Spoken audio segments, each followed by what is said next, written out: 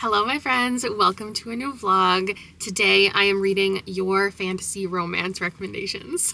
I laugh because I'm terrified. I am starting out the vlog in the car because my AC is not working and it's like the hottest week of the year so far. So you know who does have AC? My beautiful Jeep Perry. I just dropped Liam off at his first day of 10th grade. Look how precious. And I figured after last week of reading The Stand and the anthology based on The Stand and doing the video that I did, I should get into some silly, goofy stuff. And I hope that's what this is. Now, this is like a spin-off of this video that I made where I paid services to recommend me books. And there's supposed to be two spin-offs. One for more personalized recommendations from individual people who run like Etsy's and Fiverr's, Patreons and whatnot who do this.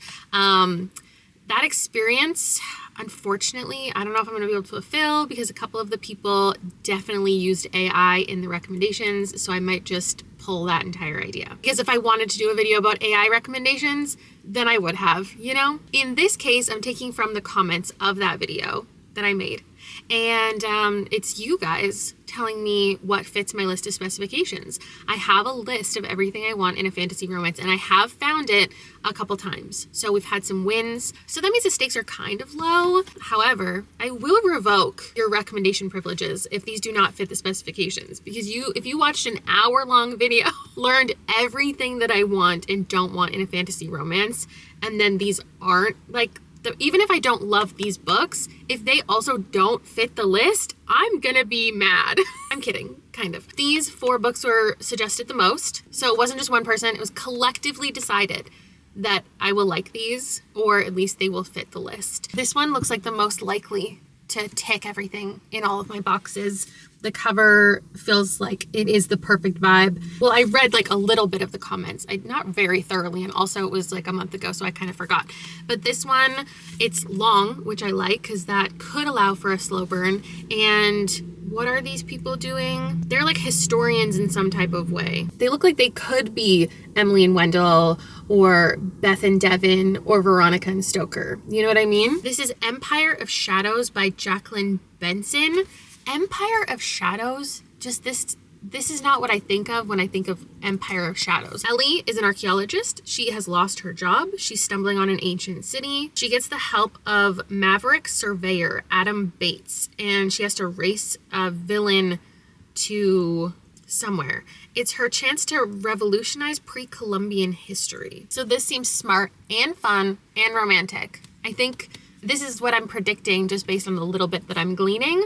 This is going to be my favorite of the video. This cover feels like something that could fit. This is the only one of the 4 that I'd heard of before. So this is The Undertaking of Hart and Mercy by Megan Bannon. Oh, his name is Hart, her name is Mercy. Great. He's a marshal tasked with patrolling the strange and magical wilds of Tanria. Mercy works for Birdsell and Sons undertakers. They run into each other, there's anonymous letters, a tentative friendship is born. I don't really understand the vibes. But I will also read your comments, I just don't have them on hand. They're on my computer at home. And I don't want to go there because it's so hot. This is the one I'm probably questioning the most, just based on the cover. Radiance by Grace Draven. This is not something I ever would have picked up on my own. So I'm putting my fate in your hands. Brishin? Oh, okay, his name is Brishin. Prince of the Kai has lived content as the non-essential spare heir to a throne secured many times over. A trade and political alliance between the human kingdom of Gwar and the Kai kingdom of Bast Haradis requires that he marry a Gwari woman to seal the treaty. Okay, our woman's name is Ildiko. Niece of the Gwari king, has always known her only worth to the royal family, lays in a strategic marriage. Okay, but what's the plot? It doesn't say anything about a plot. There's a hostile kingdom and it's scheming to tear them apart. Okay, and then this one, Thrown in the Dark by A.K. Cagiano. Book 1, Villains and Virtues. I wonder if each one follows a different couple, though. I do not like this art style personally, but that's fine. I think this is self-published, and then this one at least has gotten traditionally published because I saw it on the Mosaic website with a different cover that I did prefer. He's a dark lord, a demon spawn, a prophesized realm destroyer. With a demon for a father, Damien, of course his name is Damien, Maleficus, Bloodthorn, that's his name. His destiny could be nothing but nefarious, and with the completion of his most vicious spell, Damien is on the cusp of fulfilling the evil inevitability all of his dark machinations have led to. And then her, bubbly, obnoxious, blonde, harboring secrets of her own, a tiny yet troublesome thief calling herself Amma, completely upsets Damien's malevolent plans when she mistakenly gets chained to his side through magic. The vibe seems interesting. I'm wondering, in some cases, like, I wonder if these, like this one especially, was recommended, like, because it sounded like something I read in the video already, but like I didn't give that the highest rating ever. Sometimes I feel like if you kind of have me on in the background and you're just listening vaguely to what I'm talking about, maybe like you're not fully looking at the list and you're just hearing the things that I'm talking about. So like there were a lot of recommendations for My Lady Jane, which makes no sense to me because it doesn't sound like something that I would like. And because I hated Behooved so much, everyone was like, oh, well, here's something like Behooved, but better. I didn't want something like Behooved to begin with. So I just don't think that that recommendation makes a whole lot of sense. And I'm wondering if that's true for this one too, because it sounds more like romantasy that I haven't liked, but it does sound like some romantasy that I've read. So I'm wondering, like, in what capacity this was really recommended for me. But I will look at the comments. I'm starting out being a little bit of a hater because maybe it's just because I'm way too hot. I'm being cautiously optimistic. Actually, you know, I have faith in that one.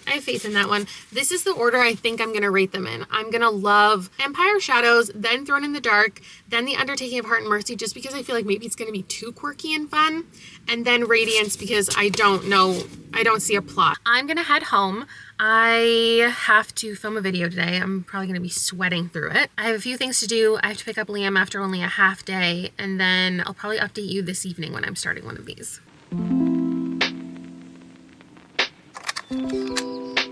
My friends, I am surviving the heat. I don't have any life updates. I've literally just been trying to exist. I've read 100 pages of Radiance. All I can say so far, I don't know the rest of the list, but at the top of my list is fun. It is. This is not fun. There's been a scene of people crying. There's been a scene of people puking. There's definitely no banter between these two. It just seems like a very mutual, soft understanding, which, you know, how nice for them. I want to have some fun. They are on various like journeys places, but it's not really that interesting. So they have an arranged marriage. They're different like species, and they keep talking about how ugly each other are to the point where I feel like the only reason you'd be mentioning it this much is because they're gonna have some like realization later that it's the inside that counts, and like they're gonna realize that just because they didn't see each other as stereotypically beautiful from their own species doesn't mean they're not beautiful in their own right as their own species. But it's just like really, my feelings are hurt on her behalf because he just keeps talking about how ugly she is, and it's not supposed to be in a mean way. It's like just this mutual understanding that they don't find each other attractive because their species don't find each other attractive because they're so different looking. But my God, she is stronger than me, putting up with this man who's constantly like, you're not very pretty. The slow burn, can we call it that? Is it a slow burn if it's only sex? That's the question. Because clearly they're not going to sleep with each other because they don't find each other attractive. Yet they're regularly like caressing each other's faces, touching each other. They're very like hands-on and kind of sensual, but they didn't want to sleep together because they were expected to when they got married, of course, to like carry on the bloodline and stuff. But because neither of them are actually romantically interested in each other, apparently, so they say, they were like, this is just a marriage of convenience. It doesn't mean anything. We're not going to have sex because we don't have to carry on the bloodline because someone else in the family is already doing that. So like, let's not worry about it. Get it off the table right away. They're like caressing each other. They're being so warm, but because it's going to take, I don't know, 230 pages for them to get it on, like that's a slow burn. I don't know. The plot so far, I don't know if there's much. There is something interesting about his species and the idea that they kind of consume their dead, like they suck in I don't know, like the souls of the people who've died. But I don't know, I'm not particularly intrigued. I will flash on the screen like 50 books maybe that were each mentioned, I think, one time. So if you want any recommendations and you don't want to scroll through the comments of the last video, these are ones that popped up once, maybe a couple of them twice. Meanwhile, the 4 that I picked were each mentioned at least 3 times in the comments. So that's why I went with this. Also, I appreciate your recommendations. Thank you so much. I don't think I said thank you enough for how involved you are in my comment section, how engaged you are with me, you taking your time to recommend things for me. It is so very kind and I appreciate it. And maybe I'll read some more from that list. If you think there's something on there that is not a good recommendation, let me know so I can take it off the list. But if one maybe popped up that you hadn't thought of before and you want to convince me extra to read it, would love that. There were also a handful of things recommended that I've already read. So here I'll flash on the screen also a couple that have popped up that I have already read. And again, I thank you for those recommendations. Some of them went terribly. Some of them are great. I'm gonna finish this tomorrow. Good morning. Day 2 of reading Radiance. I'm getting ready for my day.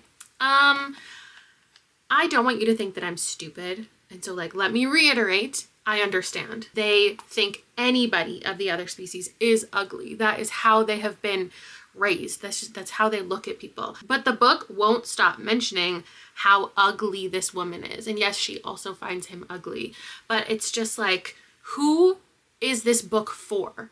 The readers with short-term memory loss, your audience is primarily women. You're a woman. You're writing a book from the perspective of a man talking about a woman.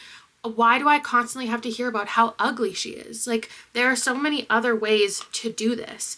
You know, I've read other interspecies romances where it's just like, oh, that person's different looking. They're different. They're interesting. They're unique. Like, I don't personally find them attractive, but it's just like specifically saying ugly. She's so fucking ugly. Everyone's like, oh my gosh, she's so ugly. If it weren't for her ugliness, I'd like her. Like, I got it. Every 16 pages, you don't have to remind me that you and everyone else around thinks that she's ugly. I just don't understand what purpose it's really serving at this point.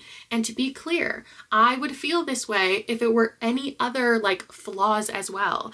It's not just about what they're saying, it's about like how frequently they're talking about it. Imagine it was like, I can't think of an example. Okay, he's like a race car driver and she doesn't drive, she doesn't have a license. And every 16 pages, he was like, and don't forget, she doesn't have a license. Oh, let's remember, I'd like her, but she doesn't drive. How strange that we're so different and she can't drive a car, like over and over and over and over and over and over and over again. Like, why is this the most important part of your book? This man has a job. He has things to do. He is in charge of like transporting goods. He is doing military strategy. Lest we forget, she's a fucking hag. God forbid we go 16 pages without being reminded of how unattractive he finds her. Why does he have to come to love her despite the fact that he finds her ugly? Like, why does that have to be what we're doing? It's like, ooh, you're choosing to like me anyway because I have a good soul and I'm so ugly, but at least I'm a good wife. I'm so ugly, but at least I'm a good listener. Like, ooh, thanks. Thanks so much for loving me in spite of the fact that you think I'm so fucking disgusting looking. With all of that said, I don't actually think this book is bad. It's one of those ones where I can see where people are coming from, saying that they like the relationship. I want to feel all the feelings that everyone else has for this couple, and it's like the objective thing that I can see. They are good for each other. Like, they are warm towards each other. They're thoughtful and they're kind and they're communicative and they're not actually insulting each other. But I just think this author could be spending time doing something else with these people.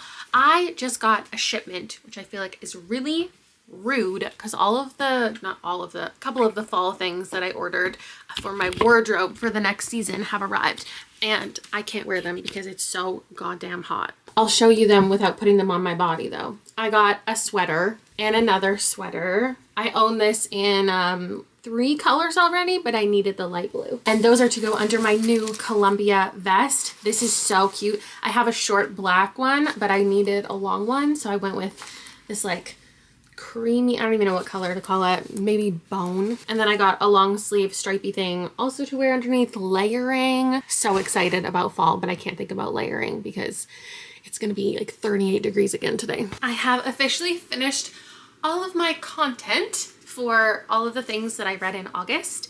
So now I need to return these two to the library. These ones I'll go just like in my closet so I can include them in content like for, you know, the quarterly update, the end of the year stuff, but they weren't favorites. And then this stack is all 4 and 5 stars. Oh my God, I have to find spots for them on the bookshelf. I'm so glad I had some wins with mysteries and thrillers, because this is the shelf that I have the most, like this whole middle section is mystery thriller stuff, and it's not full. And it's the only one that's not really full. So I like when I have some wins to fill in the blank spots. Then from here, I need to edit a couple of things. I have to go pick up Liam's hockey bag from school because he has hockey today, and then I'm gonna drive him and all his friends for lunch. Then I'll go to the library, then I have to go to the grocery store, and I think that's it for right this second. So I might actually see if I can grab the audiobook of this, so while I'm running around doing some things, I can finish this. I've only got like 80 pages to go. Listen, I haven't read a ton of romantasy in general. I feel like this is probably much more suited to someone who reads romantasy already. Like, I think I'm looking for something a little bit different than just more traditional romantasy. Even though like the relationship is fine, the writing is fine. It reminded me of reading some like, I read this one by Hannah Witten. It kind of reminded me of those vibes. You know what it reminded me most of though? The mid-2000s kind of books that were, this isn't gonna encompass exactly what this actually is, but it felt like that, where there's like just your average redheaded human girl, and oops, suddenly she's dating a werewolf or a vampire or a demon, and he has to take her into his magical land and teach her how to behave, and oops, oh my gosh, sometimes she's in danger and the creatures want to kill her because she doesn't belong. This is just sadly not what I'm looking for. I am looking for a main character who has opinions, who has a personality, who has some drive, ambition, something to actually fucking do in the book. Because she's just like wandering around. She's like, well, I think I'm in love with him and someone wants to hurt me. I want to cuddle with him, but will he protect me? She is a self-insert kind of character. She really has nothing going for her. I don't know anything about her. She has no hobbies. She has no interest. She has no job. She's just there. Let's read the comments and see why this was recommended to me. Thank you again for your recommendations. Promise, I appreciate them. I appreciate your time. I love you. This one just says, Radiance fits the requirements. What you described sounds a lot like Radiance. Both characters good at communicating. They feel like real people, slowly becoming into each other. The book that came to mind when hearing what you're looking for was Radiance by Grace Draven. Okay, so to be fair, there wasn't a lot of evidence given in these comments, but because this one was mentioned multiple times, it happened. You should read Radiance. It's exactly what you described. It's fun. The fantasy's not too heavy, and there is a plot for sure. The plot was heavy. They were fighting, they were battling, they were bleeding. Like, it was traveling on horses constantly and like encountering people who wanted to hurt them. This was definitely never fun. The writing was never fun. The characters were never fun. The dynamic was never fun. Like, that was not a part of this. Maybe people recommending it like it's been a while since they read it, because they are on regular adventures, and I guess near the beginning where they're talking about how ugly each other are, it is kind of tongue-in-cheek. It's like, well, I couldn't possibly be interested in you, you're just a hag. But that's literally one scene. There was steam, I think 2 steamy scenes, maybe it was just one. Honestly, I was like listening to the audiobook at that point and I stopped in the middle of that scene because I really did not care, so maybe it felt like it was 2 different scenes. For people who really like the kind of human creature dynamic, when one is teaching the other one things, maybe that could do it for you, because there was a moment in the spicy bedroom scene where it was like, you have to kiss me differently than you're used to because you have, like, they have different things, I guess, on their faces, and he could injure her more easily, so it was like she had to kind of guide him a little bit. I do agree it was not wholesome, it was not dark, but it was emotional. Like, it was only emotional. Their relationship from page 1 had a lot of emotions involved. This was definitely a love story for them, and I don't agree that it was a slow burn. Could I argue there was a plot? Like, maybe, but I barely know what it is. It didn't really establish the stakes or the goals very often. I don't think the main character really fit what I'm looking for. Like, you could say it's enemies to rivals in concept as far as they're from 2 different situations, but no, it never felt like enemies to lovers. Fake dating is like, no, they were married, but I don't think anybody actually thought they were in love anyway. They were not academics. So this did not tick my boxes. but I'm gonna pick up the one that seems the least romantic-y next, and I'll update you about that later. I have officially moved on to book number 2, The Undertaking of Heart and Mercy. This was the perfect day to bring back the bow bookmark. I think this is so cute and it matches the color. This we can already check off, you know, enemies to lovers.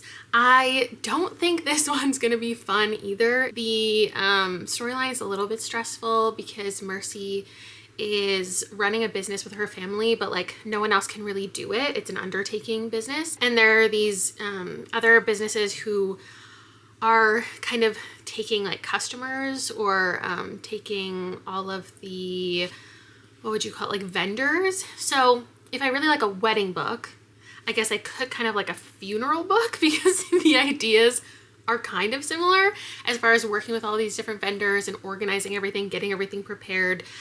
There are people kind of monopolizing the industry, and so that's really stressful for her. Her brother was supposed to take it over, but he's not prepared to. Her father is sick. She's kind of looking for an outlet, and she finds that in this anonymous letter that arrives on her doorstep from this guy named Hart, but he also sent it anonymously. So he doesn't know that it's her. She doesn't know that it's him who sent it. And they start to have this rapport through their pen pal letters. Meanwhile, in real life, they actually do know each other. He is a demigod. So we have another creature human type of book. And they got off on the wrong foot, and it's kind of just like a big misunderstanding, their entire rivalry. But they're getting to know each other through these letters. Again, this is kind of a recommendation based off of what I was reading in the past video. That was because Letters for a Luminous Deep was recommended. People were thinking this has correspondence going back and forth, so maybe you'd like this one better. I don't think I this isn't a trope I necessarily seek out, is letters. I would rather, I think, the dynamic be in person than emails and stuff. But I do like a mixed media kind of format book. This is kind of that. It's not solely told in letters, it's occasional letters that we'll get just a little bit of looking like that. From everything that I read in the first video, this I would say is most similar tonally to Direct Descendant because we have these godlike creatures, and it's lighthearted as far as the writing style. It's like just a little silly and quirky. It's not the type of fantasy that's really well thoroughly described world building. There's a welder who lives across the street.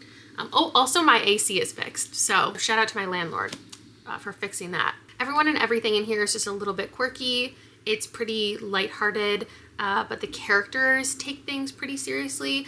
I think I like, I mean, he's a demigod, but I like a cooler love interest. I like someone with a lot of charisma. I like reading about someone who's like really good at something, has a craft that they're honing in on, or has like a lot of people who really love them. I love that kind of protagonist. He is really, I mean, it's not his fault, but he's like really sad and lonely.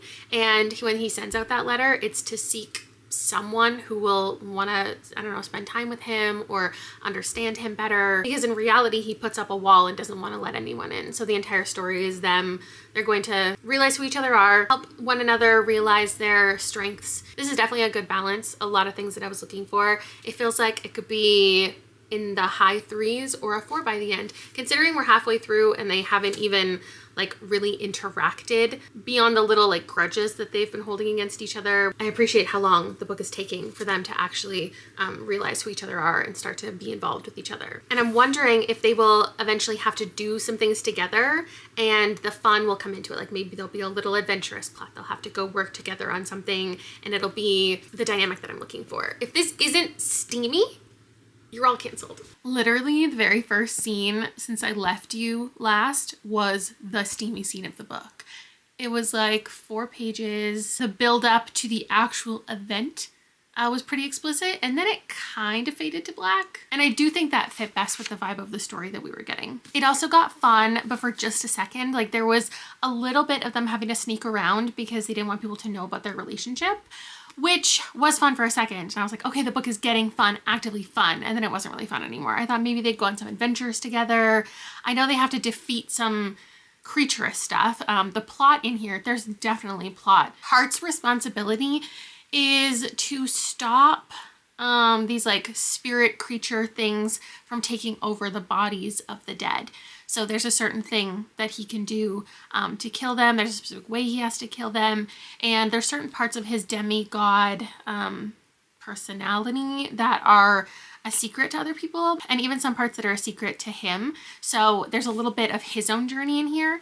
And then Mercy's journey is, you know, about her family business and what she wants and getting the life that she desires. So I really liked both of their dynamics and the things that they were doing independently. I think if people were to refer to this book as fun, what they mean is it mixes like the dark, death, macabre type stuff with whimsy. The writing itself and the way that the characters are interacting with death essentially is a little bit fun. Like it's an undertaker as the main character. It's a little bit whimsical, right? But it's not a fun book. It's not like a fun story. They're not having fun. It's not funny. It did get a little steamy, I guess, but it wasn't steamy scenes, plural. It was one steamy scene. I'm not nitpicking at all. Like I gave this 4 stars and I liked it. I just want to make sure like I'm specific with the answers here in case you're looking for specific things. It was a little bit slow, but there wasn't yearning. It wasn't like, oh my God, he touched my hand. Oh my God, I have to tell her that I love her. It was just kind of, as soon as they saw each other differently, they were just all in, you know? On his journey with the things that he was trying to accomplish, that action took over a lot of the book. And I liked that he got a little sidekick. That added an interesting dynamic, especially because he was lonely and felt really isolated and was doing so much independently. And I imagine that side character, I know there's sequels to this, and so I imagine he is one of the romances in the books to come. The romance was the perfect dynamic. It wasn't too emotional, but it wasn't too light and wholesome, but it wasn't dark. They just very much supported each other, and everything felt pretty easy. Not just between them, but any stakes in the book, they got over it relatively quickly. It was like, okay, here's a problem, let's solve it. It's over with. Next problem, let's solve it. There was definitely tension between them at various points about certain information that they knew about each other. It didn't feel like the other person was being forthright about. And I thought all of that was good. What's keeping this from being a 5 is definitely just my investment in them and their relationship specifically. I didn't feel a lot of passion between them, and then I don't feel a lot of passion towards them. Like I don't really care about them as a couple. I wasn't yearning for them, but it definitely ticked so many boxes and had a great storyline. All the reasons people gave for why I would like this, I think makes sense. Just that it's non-traditional, they're rivals, it's unique. Most of the comments are just like, this ticks all of your boxes. Like this seems like the thing you're looking for. So thank you very much for your recommendations for that one. You guys, I wrote in my library book. I forgot this was a library book. I thought this was one of the ones that I bought. I have been underlining things. I have been writing little notes. I've been writing on the Post-its that I've been putting in, but I've also been vandalizing this novel. I don't know how that happened. I don't know how. I just got so sucked into this story. I am absolutely hooked. And I'm already getting things from the list and I can't wait to tell you about it. First up, we had a prologue that was a lot. I thought that was like the story for some reason, and it went on a little long, and I was like, oh my God, that was a lot to take in. And there has been a lot of historical context and dense descriptions, and I've been really enjoying that. But primarily we're set in 1898. We're following Eleonora, or Ellie, and she wants to be an archaeologist, but she's a woman at this time, and she's treated a certain way and is only allowed to do certain jobs and have certain experiences and certain opportunities. And it opens with her doing her job, people taking credit for certain things that she's done, just like her drive and her desire for more, and really challenging what women are expected to do. So she does a lot of archiving, and at one point she comes across this information that makes her think that she could go on this journey into the forest, find these ruins and learn something and really add something to history. So it kicks off with a lot of fun. I'm telling you, it was so fun. She was running through the office, she was sneaking around, she was having to distract people and trick people. She has this friend who was helping her along the way, and they have a really fun back and forth. And she was like jumping on a train and escaping. It was adventurous and it was fun. Like it was just a little bit silly. So then she gets on this train and she goes to this village, and there's this man there. They have a fun interaction where she screams and there's a spider and he has to save the day, but she doesn't want to be saved. And oh, I love the dynamic. It's definitely giving Veronica and Stoker.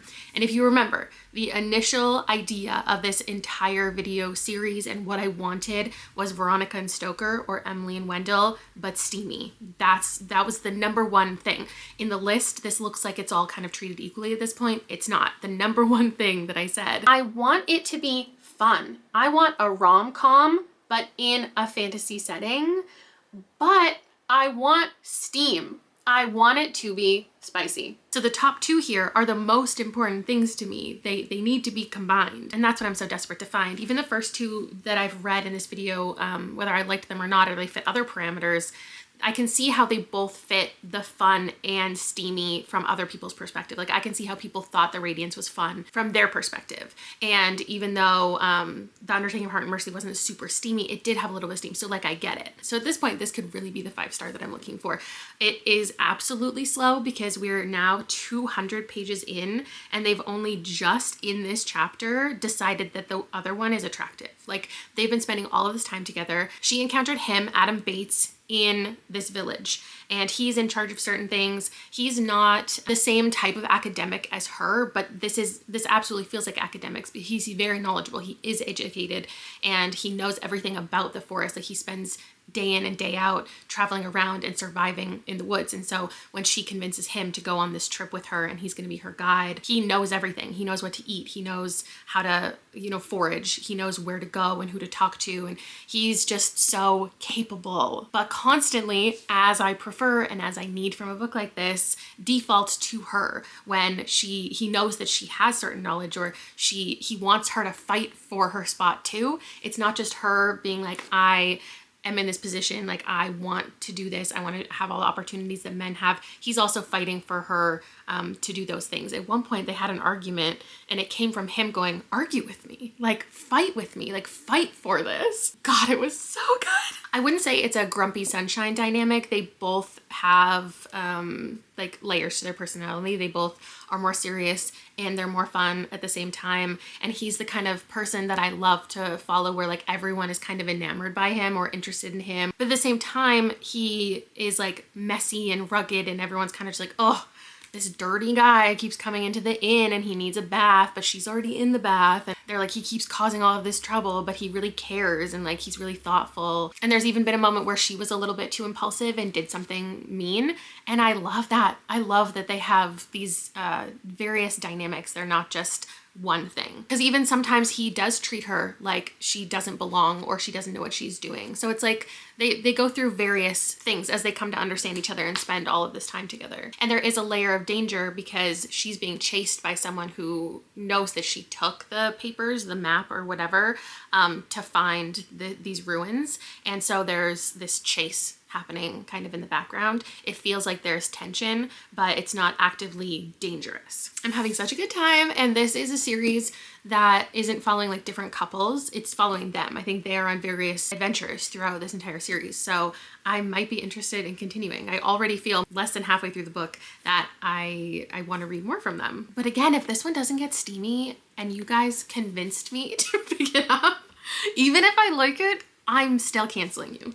I guess we should see why this one was specifically picked. This is what a normal person would do, is actually read the comments and the details of why this was recommended before they read it. I haven't expressly said this, but I'm sure you've gotten the vibe. I specifically picked these 4 books because they were ones not already on my radar, ones that I knew nothing about, and I wanted to go into books just based on the recommendations and not my own perspective of the books. Okay, it's a historical fantasy romance with the main character being in academia. She goes on a fantastic quest. It meets a lot of your desires. The romance is comparable to Emily Wilde's, but feels much more mutual. Actually, that is a good point that I didn't mention. This book is in third person, but it does focus on each independent character in alternating, is it alternating chapters? It feels like it's kind of like 2 from her, 1 from him. So we do get his emotions and stuff. Oh, and also more mutual because I guess like Emily doesn't really want to be interested in Wendell in those books. This feels much more Veronica Speedwell than Emily Wilde, at least at this point, because I don't think the fantasy has really been introduced. I don't even, like, there's kind of a fantasy vibe that I can see being explored more. But at this point, we haven't really gotten much, unless you consider just like the idea that this is an imaginative story that didn't really happen as being fantasy. It reminds me most of The Ornithologist's Field Guide to Love, but has vibes of Emily Wilde as well because she's an academic and it's set in Victorian period, so Veronica Speedwell's in there as well. For the man is obsessed with her intellect and will follow her lead and make others listen dynamic, I recommend Raiders of the Arcana series. It's magical realism, lamplight fantasy. What the fuck is lamplight fantasy? Set in our world, it gives the Mummy vibes, but still unique. It's fade to black, but the relationship they build is amazing. That's crazy. Okay, at least I guess one of you went out of your way to mention that. It's a fade to black? Oh, I'm pissed. It ticks off quite a few of your boxes. Emily Wilde meets Indiana Jones, which was fun. She's a Cambridge academic in the world of anthropology. Okay, yeah, there were 5 or 6 comments. So now I know that it's not steamy, that I'm not awaiting that. So it's either be disappointed later that it doesn't get steamy or be disappointed now. That's fine. It's not fine, but it's fine.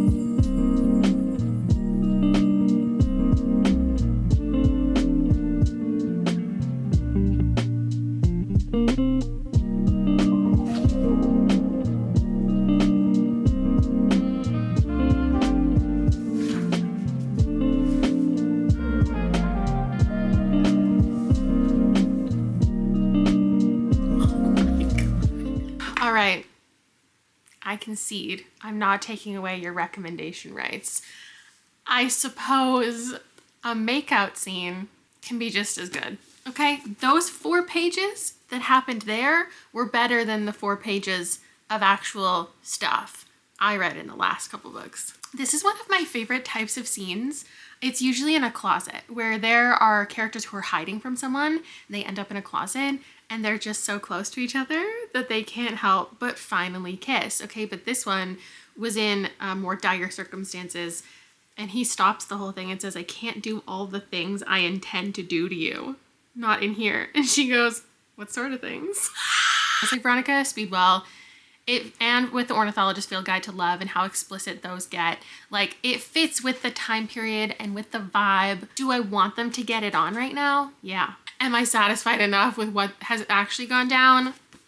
Yeah. We are also getting a better idea of the fantasy situation. It's still very light, and I understand, what was it called? Lamplight fantasy? Steam? I don't know what it was. But it's like historical primarily. I think like Victorian specifically, maybe some other things. With like the idea that the magic fantasy stuff is kind of spiritual, mythological. And that's exactly what this is. It's like people are looking for artifacts that have some type of rumors around them that they do certain things. And so like this much of it has been plot. Like they haven't been even looking at each other, I feel like, for the last 150 pages. So just so you know, if like Radiance was fantasy romance, equal emphasis on both of those words. This is fantasy romance. But that makes the romantic moments hit harder because they're so few and far between. There's absolutely tension. 350 pages to get here. Perfection. But now we have to wrap up another 100 pages of storyline. I'm expecting it to get right back into the plot. I will say, like, it's fun, but it's not funny rom-com haha. They're in danger, but it's lighthearted for the most part, in the same way that Emily Wilde pulls it off. I really appreciate the acknowledgements in the author note at the end, which is talking about, I mean, wait, does she say? She is, hold on. Jacqueline Benson once lived in a museum, wrote a master's thesis on the cultural anthropology of paranormal investigation, and received a gold medal for being clever. Okay, I was wondering specifically if she was a historian anthropologist, because I was going to say, I don't know cultural facts about everything in here, so if there is anything that's, I don't know, incorrect, I'm not really basing my rating off of that, but I appreciate talks about in here any like historical references or things that she might have changed, and she specifically calls out looking into books about Mayan resistance and imperialism, looking into the caste wars We are from, you know, the perspective of people who are going into an area and they're trying to uncover the truth about an area and people that were colonized and enslavement. And there's lots of historical stuff in here. I think I could pull out things that other people might complain about in this. This is a little bit too long. It definitely drags for a certain portion, even though it's constantly action-packed. It's kind of like, okay, like let's move on to something else. Things go on for a little bit long. But for me, I liked it. I don't think everyone is going to love Ellie as a main character because she is pretty self-involved. I mean, she does have, I don't know, because I'm comparing her to other things like Emily Wilde. I know a lot of people don't love following her because she's kind of cold and distant and removed. And it's like anything to learn, anything for knowledge. She will do anything it takes, doesn't care about like what other people think of her. She just wants to gain knowledge. And Ellie is similar, however, she is very regularly emotionally impacted and invested in the things that she's learning about. And I think that's something people will enjoy if you didn't love Emily Wilde, and me comparing it to Emily Wilde. I don't think their personalities are that similar. Their interests are similar. And I guess they're similar in that they're both really bold and feminist, and in that constantly critiquing the world around them. So much so that Ellie's like constantly talking down about everyone who has it better than her, you know, like she's not awarded all of the things that she thinks she should be, but she should be. Like just because she's a woman doesn't mean that she should have these opportunities. So like kind of everyone around her is, she feels like constantly pushing her down. And so at some points you might question like, why does Adam really like her? Because she's constantly insulting him. But since I love the dislike to like or hate to love, I do think this exudes that. Like I was just fully on board. I really enjoyed everything that was happening in here. I also don't necessarily want to follow a main character who I constantly agree with or who I think is completely reasonable all the time or making every single best decision. Like she's impulsive, she's being brash, but she also does have a lot of heart and she wants to preserve a culture and she cares about the people. I loved their dynamic throughout this entire thing, even when they were in danger, even after they had a romantic moment, they were still constantly arguing. There was a couple of quotes that I loved and I continued to tab, so now I need to go buy myself a copy, transfer over all of those tabs, and then also put the next two books. I don't know if this is a trilogy or if it's an ongoing thing, but one of them's already published, one of them comes out in November, so I will be reading those. And for everything that I'm saying, it sounds like it should be a 5-star, but I don't know if it is. It's either a 4.5 or a 5. I think because I'm questioning it, I'm probably gonna call it a 4.5. Look at all of the check marks. How beautiful is this? I think because some of my bonus things were ticked off, I can excuse, I suppose, the fact that the steam was not here. And I just think, like, considering the fact that I ranted for 3 minutes about sex scenes in these books and what I wanted, and then people recommended so wholeheartedly, like this is perfect for you, and multiple of these books don't have any steam, is crazy to me, including the next one. I loved this. I don't think everyone will, but it's definitely in this collection now of books that I will recommend in tandem. And let's move on to the final book.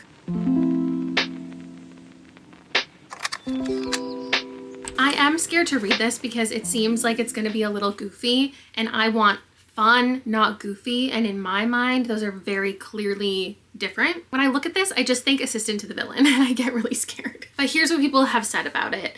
It is a half-demon magician whose mind control spell accidentally gets cast on a bubbly thief. I don't know if I always love a thief as a main character, okay? And it's slow burn series.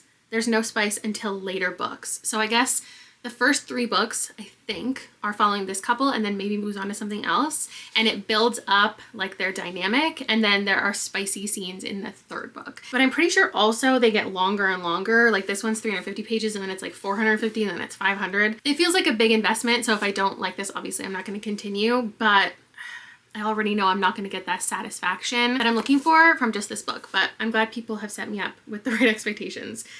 This person said fantasy rom-com. Okay, I'm trusting you that this is a rom-com. Forced proximity, slow burn, grumpy sunshine. Oh, this is Cat. Has a compulsion element. This is so intriguing because I have said like mind control. I'm into that. Highly recommend. It's a rom-com romantasy that likes to poke fun at the romantasy genre. A very fun quest plot and smart main characters. Enemies to lovers, and it's steamy and a very slow burn. Only downside is you need to read all 3 books for the payoff. Okay, so I'm worried, but like this could this could be great. This feels thoughtfully recommended, and the comments seem specific in their details, which I appreciate. Yes, I should have maybe read all of the comments for all of these books, and that would have given me a better idea, but I like going into things not knowing anything. And I'll check in with you when I have some type of initial feelings. Okay, so I started this last night and I got pretty far into it, and I just didn't, and I still don't feel like I have a lot to say about it. I think that the setup of it was interesting because it felt really self-aware in that it was creating this really cliche dynamic between this demon spawn and this like bubbly blonde, silly, stupid girl. And so there were constant things that felt really tongue-in-cheek, and like the book knows what it's doing and it's trying to be kind of a parody of itself. So it said like, oh, he has resting villain face. He wanted to punish her for something and he was like, but she's so pretty, I can't hurt her. But then about halfway through, it started to feel like it wasn't so self-aware anymore, and just that the author was starting to really enjoy this dynamic that she's building, and then just decided to go forth with this silly cliche story without having any extra little quips or like nods to the reader. The setup doesn't really matter, like how they get into contact with each other, but pretty early on in the story, they get tied to each other by magic, and there's something like within her that he can't kill or like lose her because he'll lose the thing that's inside of her. So they're now on this journey to like get it out of her basically, but he's constantly threatening her with the fact that he will kill her, and she's just so obnoxious. She doesn't read too obnoxious to us, which is nice, but to him she's just the most annoying person on the planet, except he also is trying to find her irresistible at the same time. I was listening to the audiobook and I like that it's dual narrated, and she kind of sounds like Rapunzel from Tangled. Like that's her bubbly optimistic nature, but we do get insight into her mind, and she's actually a lot smarter than she comes across as, but she's doing a lot of things to try to, you know, gain his trust and to try to not be killed. I feel like I was only a couple chapters in when he called her a good girl, and it was in a completely like romantic or sexual scene or whatever. It felt very intentionally written. This is what these types of books would do. Like this is what these types of characters would say. So I'm going to throw it in here. And I put that on my Instagram story. Y'all are so horny. All of you were in my DMs being like, what's the book? What is that book? Because I think it kind of looks like it's more of a salacious scene than it actually is. But I think there are a lot of moments that people will be into where he's like, you know, making her be quiet in various ways that could be deemed a little intriguing, you know? So they're on this journey at this point to accomplish their goals, and she's constantly under threat, but they're also as a group under threat. Like there are people kind of after them. This one, I think I would say is objectively fun. The writing and the situations, I would say, are more on the fun side than anything that I have read so far. And of course, I love the compulsion element because you always get the question of, am I doing this because he's making me do it or because I actually want to do it? And then from his perspective, it's like, does she actually feel this way towards me or is she compelled? But in this type of book, it's not really, it doesn't go that far because it has to be like active moments of compulsion. Like he will say in the moment, I need you to be quiet, and he has to speak in a certain different way, and it only affects her for a certain amount of time. So it's not something that like long term he has to wonder, oh, is she under my spell or not? Because it's pretty short moments where he accomplishes that. There's someone driving by. They don't need to see you. But in this one, I think the compulsion elements are really intriguing because she doesn't always want to be the most vulnerable, doesn't want to give up everything about herself. And because Emma knows she can be compelled, I think she expects Damien to compel her. And so she's like waiting for him to pull things out of her, which just feels like a realistic kind of reference in here. Or sometimes we undercommunicate because we want the other person to like pull information out of us, but it's to an extreme because he literally has the magical ability to do that. But there was a moment where he was like, no, I'm not going to compel you to tell me your secrets. Like, I want you to do that on your own. And I love that. And then there was one reference in here that said, Emma having an authentic choice in the matter was an illusion. In fact, Damien knew what it was to be enthralled himself, and even enthusiasm in that moment didn't make up for being at the total mercy of someone who didn't really need their victim's yes. And I think that's a really important passage to include in here. And I love that it is in here because it shows the book still is self-aware and is thinking about these things. And the compulsion trope like can be really harmful. And I like that he is thoughtful about that. So these are all positives about the book. I don't care about the book. Like, I really don't care about the journey that we're on. I appreciate these little things that I'm getting, but I have no investment in this story or these characters. And I'm sad about that because I have like a third of the way to go and I don't really want to hang out with them for another 100 pages, but it's fine enough. You know what I mean? And the audiobook will definitely help me through it. I'll let you know when I have wrapped it all up. My final rating is going to be a 3. It's like, I didn't actively dislike this, but it didn't do a lot for me. I can see what other people see in it. If you've ever wanted your romantasy to feel a little bit like a Disney movie, complete with like animal creature sidekicks, like this will be for you. The kind of classic Disney thing where two people are about to kiss over and over again and keep getting interrupted. But because there's no payoff at the end, like this was not for me. And I get the slow burn over a series, but I don't feel any investment in them as a couple. In fact, it would have been weird if they kissed to me. Like they feel like middle schoolers for a lot of this book, to be perfectly honest. I think if you took out maybe like 2 innuendos in here, this is a YA book. I don't think that's a flaw. I just think that's kind of an explanation of why it goes in the direction it does, which even feels like strange to me knowing that it does get steamy in the 3rd book. Like, do people feel like that fits with the vibe? Maybe the vibe changes. Maybe the characters get more mature throughout the story. Like, he's literally a demon spawn, yet he's like walking around like stomping his foot and be like, my dad. Also, with the amount of the parents that are involved in the characters' lives, like that makes it feel very YA too. I'm just realizing. What I think is good about this is the goal is very clear and they're on an adventure and there's always things happening and the characters are going through their own personal journeys. Like, she is trying to get the life that she wants and he is coming to understand that he does have feelings and emotions and they're both bringing out something positive in each other. It was Grumpy Sunshine, but in a caricature way, and that's like that's the whole pitch of the book. You could say it's a slow burn. I don't personally think there was much yearning. Like, I didn't feel like they really desperately like needed each other or were having these feelings that they couldn't fully show to the other. It all just felt like we were kind of like ticking off boxes that were necessary for the story to become what the author wanted it to be and what the audience wanted it to be. And knowing there's steam in the 3rd book actually feels kind of like fan servicey because in my mind that doesn't really fit for the story that I read. Does it tick all of my actual boxes? Quite a few of them. This isn't a main character that I really love. She doesn't have too much of a personality. She doesn't have much agency in the book, but there is a reason for that. So I can appreciate how it's written. It was a mixed bag for me. It definitely sounds like, now that I'm saying it out loud, more like a 2.75. But I don't know, considering what it could have been way cringier. It could have had terrible writing. I also think I'm bumping up Empire of Shadows. Was that the one? To a 5. So I've had a 2, 3, 4, and 5 in this video. And I feel like I had a good time exploring everyone's recommendations. There's a couple that I wish like maybe I had grabbed and you might tell me, oh, you should have read this one. You should have read this one. So maybe there will have to be a part 3. I'm not totally sure. And I will see you in the next one. Bye.